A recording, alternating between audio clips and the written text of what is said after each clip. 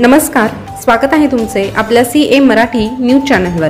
आज पुन्हा एकदा एक नवीन माहिती घेऊन तुमच्यासाठी सज्ज झालो आहोत। रात्रीच्या वेळी मद्यधुंद डंपर चालकाने चक्क 9 जणांना चिरडले आणि त्यामध्ये तिघांचा जागीच मृत्यू देखील झाला आहे।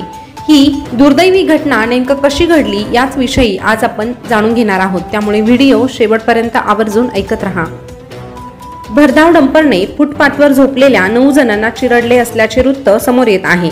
या अपघातात 3 जणांचा जागीच मृत्यू झाला आहे। यामध्ये 2 बालकांचा समावेश आहे, तर 6 जण गंभीर जखमी झालेले आहेत।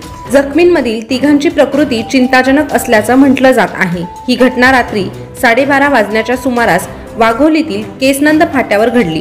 डंपर चालक मद्यधुंद अवस्थेत होता। वैभवी रितेश पवार वय 1 वर्ष, वैभव रितेश पवार वय 2 वर्ष, रिनेश नितेश पवार वय 30 वर्ष अशी मृतांची नावे आहेत, तर 6 जण जखमी आहेत। जखमींना ससून रुग्णालयात हलविण्यात आले आहे।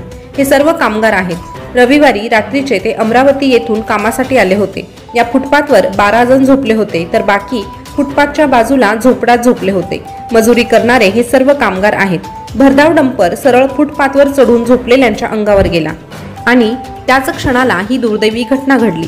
तरीही ही घटना ऐकल्यानंतर तुम्हाला काय वाटतं, तुमच्या काय प्रतिक्रिया आहे हे कमेंटद्वारे नक्कीच कळवा आणि अशाच नवीन ताज्या घडामोडी पाहण्यासाठी आपल्या CA मराठी न्यूज चॅनलला सबस्क्राइब करा।